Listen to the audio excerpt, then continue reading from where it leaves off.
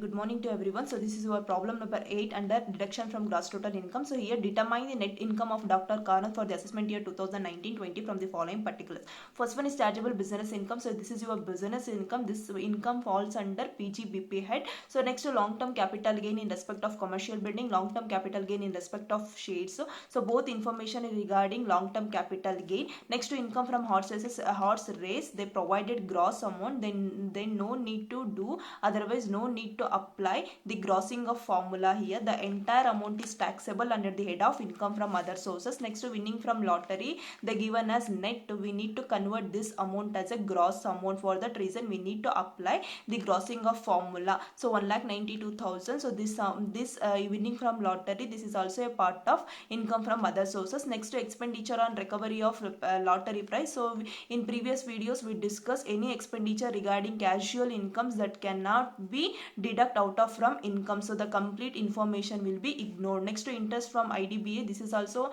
a part of income from other sources. Interest paid on capital borrowed for investing in IDBI bonds. So this is the expenditure which is incurred for earning income from IDBI, otherwise collecting interest from IDBI. So this expenses we need to deduct out of from the income, otherwise interest from IDBI. Next to interest on company deposit, this is also part of income from other sources. Next to payment of rent for residential houses, so this is fall under deduction under section 80GG. For calculating we need to calculate adjusted gross total income. Next to life insurance premium paid policy issued on to 2002-3, sum assured rupees 90,000. So this is a part of deduction under section 80C. So any life insurance premium which is issued before 1/4/2012 means we need to calculate 20% of assured amount. So here the assured amount is, sum assured is 90,000. So out of this 90,000 we need to calculate 20%. 24,000 or 20%, whichever is less, that amount will be qualified as deduction under section 80C. Next, a mediclaim insurance on his father, so this is fall under deduction 80D. So there is a maximum limit. The maximum limit for parents is 25,000. So this is your problem. So before solving this problem we need to calculate the gross total income. So gross total income, as in previous classes we discussed, the gross total income is the aggregate value of 5 heads of income. So here they provided business income, that is PGBP, capital gain and income from other sources. There is no information regarding income from salary and income from HP. So here write down first computation of total income of Dr. Karan, particular and amount. First head of income, income from salary, income from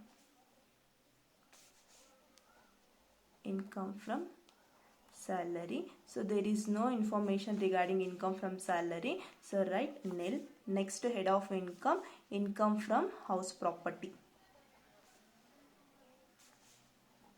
income from house property, again no information, nil. Next third head of income, PGBP. So there is a information regarding PGBP. The PGBP information is chargeable business income. So the entire amount is taxable. So 6,35,000. 6,35,000. Next fourth head, capital gain. Capital gains. Under capital gains, the first one is long-term capital gain on commercial building. So the value is 1,17,000. Next again long-term capital gain on unlisted shares, means non-listed shares. So the value is 1,10,000. So 2,27,000. So this is your total capital gain. Next to fifth head of income, income from other sources. Income from other sources. So here they provided information, that is, so here the income from horse race, the gross amount, the entire amount is taxable. Winning from lottery, this is not, we need to convert to net amount to gross amount. So here first write down income from horse race, income from horse race. So this is gross. So the amount is 1,04,000. Next winning from lottery, winning from lottery. So here they provided net amount. We doesn't require net amount for the purpose of calculation. We just require the gross amount. For that reason, converting net to gross, we need to apply the grossing of formula. So here the grossing of formula, net winning divided by 100 minus TDS, that is subject to 30%, 30 into 100. So here the net winning from lottery is 1,92,500. 100 minus 30, that means 70 into 100.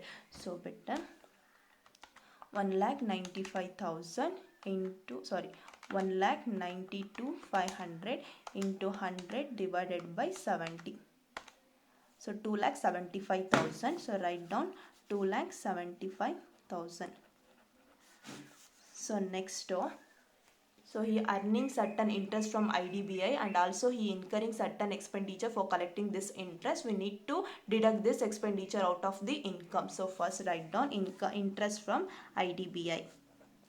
Interest from IDBI. The amount is 18,000. So less expenditure. So the expenditure, the interest paid on capital borrowed for investing in IDBI, rupees 18,500. So here the balance is 500 expenses. 500 expenses. 18,500. So this is 500 expenses. Next, interest on company deposit. This is also a part of income from other sources. So write down interest from company deposit. Interest from company deposit. So the amount is rupees 48,200. Now add this all amount. So here, so 1,04,000 plus 2,75,000 plus 48,200 minus loss 500. So here 4,26,700. So this is the amount from income from other sources. Next, so add this all amount for gross total income. So here 4,26,000 plus 2,27,000. Next to 6,35,000. 6,35,000.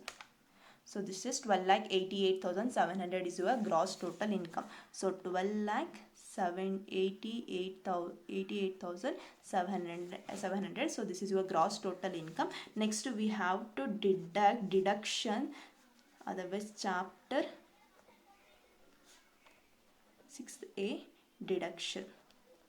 So here the assessee is eligible for claiming the deduction under section 80C, 80D and 80GG. So we already discussed 80G and 80GG will be claimed at the last. So before claiming this deduction, we have to claim the remaining deductions. So here the 80C, 80D na deductions na provide ಮಾಡಿ last ಗೆ 80GG deductions na provide ಮಾಡಬೇಕಾಗುತ್ತೆ. So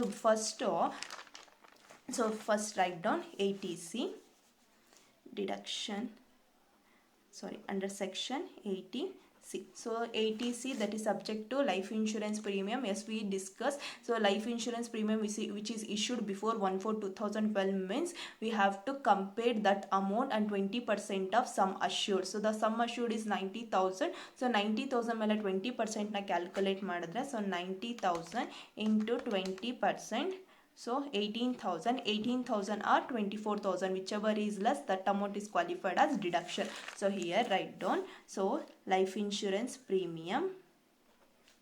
So here we calculate 18,000 or 24,000, whichever is less means 18,000 is qualified deduction. Now next under section 80D. So 80D is regarding mediclaim. So for further, so there is a maximum limit for claiming this deduction. The maximum limit is 25,000 on parents. So 25,000 or 26,000, whichever is less, that amount is qualified as deduction under section 80D. So here write down, so 25,000 25,000 or 26,000. So whichever is less means 25,000. So the remaining one is under section 80GG. For the purpose of under section 80GG, we need to calculate the adjusted gross total income. Yes, we already discussed that deduction can be claimed under any head of income forming a part of gross total income except the following. The following are the long-term capital gain, short-term capital gain which is liable to STT, and casual incomes like winning from lottery, races, etc. Income referred to section 115A, A, B, A, C and CA, BBA and D. So ಏನು ಅಂದರೆ ನಿಮಗೆ ಇಲ್ಲಿ deductions, ಇಲ್ಲೇನು ಡಿಡಕ್ಷನ್ಸ್ನ ನಾವು claim ಮಾಡಿದ್ವೋ ಈ ಡಿಡಕ್ಷನ್ಸ್ನ ನೀವು any head of ಇನ್ಕಮಲ್ಲಿ ನೀವು ಡಿಡಕ್ಷನ್ಸ್ನ claim ಮಾಡ್ಬೋದು. ಆದರೆ LTCG next income from other sources, that means ಈ ಎರಡು ಕ್ಯಾಶುಯಲ್ ಇನ್ಕಮ್ಸು. ಸೊ ಇದ್ರ ಮೇಲೆ ನೀವು ಯಾವುದೇ ಕಾರಣಕ್ಕೂ ಡಿಡಕ್ಷನ್ಸ್ನ ಕ್ಲೈಮ್ ಮಾಡೋಕ್ಕಾಗೋದಿಲ್ಲ. ಸೊ ನಿಮಗೆ ಇಲ್ಲಿ ಡೌಟ್ ಬರುತ್ತೆ, ಓಕೆ ಮ್ಯಾಮ್ ನಾವು ಆಲ್ರೆಡಿ LTCG ಬರ್ದಿದ್ದೀವಿ, ಕ್ಯಾಶುಯಲ್ ಇನ್ಕಮ್ಸ್ ಬರ್ದಿದ್ದೀವಿ, ಈ ಗ್ರಾಸ್ ಟೋಟಲ್ ಇನ್ಕಮಲ್ಲಿ ಆಲ್ರೆಡಿ ಅಮೌಂಟ್ನ ಡಿಡಕ್ಟ್ ಮಾಡ್ತಾ ಇದ್ದೀವಿ ಅಂತ ನೀವು ಆ ರೀತಿ ಥಿಂಕ್ ಮಾಡಿದೆ. ಸೊ ಹಿಯರ್ 18,000 ಪ್ಲಸ್ 25,000 ಎರಡು ಆ್ಯಡ್ ಮಾಡಿ 18,000 ಪ್ಲಸ್ 25,000, ಸೊ 43,000. ಸೊ 43,000 ಅಮೌಂಟ್ನ ನೀವು ನೋಡಿ LTCG ಅಮೌಂಟ್ ಎಷ್ಟಿದೆ 2,27,000. ನೆಕ್ಸ್ಟ್ ವಿನ್ನಿಂಗ್ ಫ್ರಮ್ ಲಾಟರಿ ಇವೆರಡೂ ಆ್ಯಡ್ ಮಾಡಿದ್ರೆ ಸೊ 43,000 ನಿಮ್ಮ ಡಿಡಕ್ಷನ್ ಅಮೌಂಟು. ನೆಕ್ಸ್ಟು ನಿಮ್ಮ ವಿನ್ನಿಂಗ್ ಫ್ರಮ್ LTCG ಬರ್ತಿರೋದು 2,27,000, ವಿನ್ನಿಂಗ್ ಫ್ರಮ್ ಲಾಟರಿಯಿಂದ 1,04,000, ನೆಕ್ಸ್ಟು 2,75,000, ಸೊ 3,79,000, ಇಲ್ಲಿ 2,27,000, so totally 6,06,000. So here in income from business ಅಲ್ಲೇ ನಿಮಗೆ 6,35,000 ಇದೆ. So we are eligible to claim this kind of deduction from income from business, otherwise PGBP. So ಏನು ಹೇಳುತ್ತೆ condition ಅಂದರೆ deduction can not be deduct from the long term capital gain, short term capital gain which is liable to STT, casual income like winning from lotteries, race, card games, gambling. So next income referred to section 115A, AB, AC. So ಈ ರೀತಿ ಇನ್ಕಮ್ಸ್ನ ಬಿಟ್ಟು ಬೇರೆ ಯಾವುದೇ head of ಇನ್ಕಮಲ್ಲಿ ನೀವು ಇಲ್ಲಿ claim ಮಾಡ್ಕೊಬೋದು. So ನಮಗೆ ಇಲ್ಲಿ ಸಫಿಷಿಯೆಂಟ್ ಬ್ಯಾಲೆನ್ಸ್ ಇರೋದ್ರಿಂದ, ಇನ್ಕಮ್ ಫ್ರಮ್ PGBPಲಿ ಸಫಿಷಿಯೆಂಟ್ ಬ್ಯಾಲೆನ್ಸ್ ಇರೋದ್ರಿಂದ and also income from other ಸೋರ್ಸಸ್ಸಲ್ಲಿ ನಮಗೆ ಲಾಸಸ್ ಇನ್ಕರ್ಡ್ ಆಗಿದೆ. ಓಕೆ, ಇಲ್ಲಿ ಇಂಟ್ರೆಸ್ಟ್ ಫ್ರಮ್ ಕಂಪನಿ ಡೆಪಾಸಿಟ್ ಇಂದ 48,200. ಸೊ ಸಫಿಷಿಯೆಂಟ್ ಬ್ಯಾಲೆನ್ಸ್ ಇಂದ we are eligible for claiming this deduction out of from our gross total income. ಇವಾಗ ನಮ್ಮ ಹತ್ರ ಇಲ್ಲಿ ನಮಗೆ ಸಫಿಷಿಯೆಂಟ್ ಬ್ಯಾಲೆನ್ಸ್ ಇಲ್ಲ. ಇಫ್ ಥಿಂಕ್ ಮಾಡಿ 6,35,000 ಅಮೌಂಟ್ ಇಲ್ಲ, ಜಸ್ಟ್ ನಮಗೆ 2,27,000. Next income from casual incomes ಇಂದ ಇಷ್ಟು ಇನ್ಕಮ್ ಬರ್ತಿದೆ. ನೆಕ್ಸ್ಟು ಇಲ್ಲಿ ಜಸ್ಟ್ ಥಿಂಕ್ ಮಾಡಿ 10,000 ಅಮೌಂಟ್ ಇದೆ. ಸೊ ಈ ರೀತಿ ಬಂದಾಗ ನಾವು ಏನು ಮಾಡಬೇಕು ಅಂದರೆ ನಮ್ಮ ಗ್ರಾಸ್ ಟೋಟಲ್ ಇನ್ಕಮಲ್ಲಿ again we need to deduct the long term capital gain, casual ಇನ್ಕಮ್ಸ್ನ ಡಿಡಕ್ಟ್ ಮಾಡಿ ಆಮೇಲೆ ಬರೋ ಅದರ್ ಗ್ರಾಸ್ ಟೋಟಲ್ ಇನ್ಕಮ್ಗೆ ಈ ಡಿಡಕ್ಷನ್ಸ್ನ ಕ್ಲೈಮ್ ಮಾಡಿ ನೆಕ್ಸ್ಟು ಮತ್ತೆ ಆ್ಯಡ್ ಬ್ಯಾಕ್ ಮಾಡಬೇಕಾಗುತ್ತೆ ಲಾಂಗ್ ಟರ್ಮ್. ಸೊ ಈ ರೀತಿ ಪ್ರಾಬ್ಲಮ್ನ ಯಾವುದಾದ್ರು ಈ ರೀತಿ ಸೊಲ್ಯೂಷನ್ ಯಾವುದಾದ್ರು ಒಂದು ಪ್ರಾಬ್ಲಮಲ್ಲಿ ತೋರಿಸ್ಕೊಡ್ತೀನಿ, ಅವಾಗ ನಿಮಗೆ ಅರ್ಥ ಆಗ್ತಿದೆಯಾ? ಬಟ್ ಮೈಂಡಲ್ಲಿ ಇಲ್ಲಿ ಯಾವುದೇ ಕಾರಣಕ್ಕೂ ಡಿಡಕ್ಷನ್ಸ್ನ long term capital gain, short term capital gain under section 111A casual incomes refer to section 115. So ಇದರಿಂದ ಯಾವುದೇ ಕಾರಣಕ್ಕೂ ಡಿಡಕ್ಟ್ ಮಾಡೋಕ್ಕಾಗೋದಿಲ್ಲ. ಇಲ್ಲಿ ಏನಕ್ಕೋಸ್ಕರ ನಾವು ಡಿಡಕ್ಟ್ ಮಾಡಿದ್ದೀವಿ ಅಂದರೆ because we have the sufficient balance for claiming this deduction. ಅರ್ಥ ಆಯ್ತಾ? Next one under section 80GG. So here we need to calculate the adjusted gross total income. For adjusted gross total income, first we need to write gross total income. So here we calculate the gross total income 12,88,700. So write down 12,88,700. next less, so format ಏನು ನಮಗೆ adjusted gross total ಇನ್ಕಮ್ಗೆ. So gross total income after deducting the long term capital gain, short term capital gain which is subject to STT, otherwise under section 11A. Income referred to section 115A, AB, AC, AC and all other deduction available to SSC under section 80C to 80E except under section 80GG. So 80GGನ calculate ಮಾಡುವಾಗ ಡಿಡಕ್ಷನಲ್ಲಿ 80GGನ ಮಾತ್ರ ಬಿಡಬೇಕು. Next 80Gನ calculate ಮಾಡುವಾಗ deduction available to SSC ಎಲ್ಲ ಡಿಡಕ್ಷನ್ಸ್ನು deduct ಮಾಡಿ 80G ಮಾತ್ರ ರಿಮೂವ್ ಮಾಡಬೇಕಾಗುತ್ತೆ, ಅದರ್ವೈಸ್ ಇಗ್ನೋರ್ ಮಾಡಬೇಕಾಗುತ್ತೆ. ಅರ್ಥ ಆಯ್ತಾ? ಸೊ ಹಿಯರ್ ಗ್ರಾಸ್ ಟೋಟಲ್ ಇನ್ಕಮ್ನ ರೆಕಾರ್ಡ್ ಮಾಡಿದ್ವಿ. Next procedure long term capital gain. Yes, we have the long term capital gain. The total value is 2,27,000. This amount we need to deduct out of from our gross total income. So write down 2,27,000. So ಇದಾಯಿತು. Next casual incomes ಇದೆ. So ಏನಕ್ಕೆ next write down STCG ಇಲ್ಲ. Next casual income.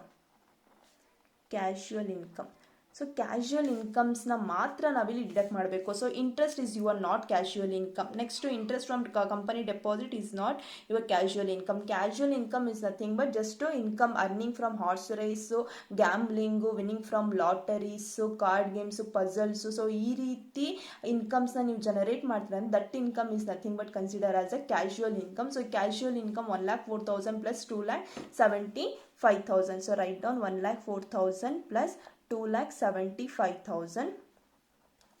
So 1,04,000 plus 2,75,000, that is 3,79,000. 3,79,000. Last one. So income ಇಲ್ಲ. Next casual incomes ಎಲ್ಲ ಆಯಿತು. Next ಡಿಡಕ್ಷನ್ಸ್ನ claim ಮಾಡಬೇಕು. So less deduction under section 80C plus 80D. So 80Cಯಲ್ಲಿ 18,000 plus 80Dಯಲ್ಲಿ 25,000. So ಇವೆರಡನ್ನು add ಮಾಡಿದ್ರೆ 18,000 plus 25,000. So this is 43,000. So 43,000 ಎಷ್ಟು ಅಮೌಂಟನ್ನು ನಾವು ಡಿಡಕ್ಟ್ ಮಾಡಬೇಕು. So 2,27,000 plus 3,79,000, 2,27,000 plus 3,79,000 plus 43,000.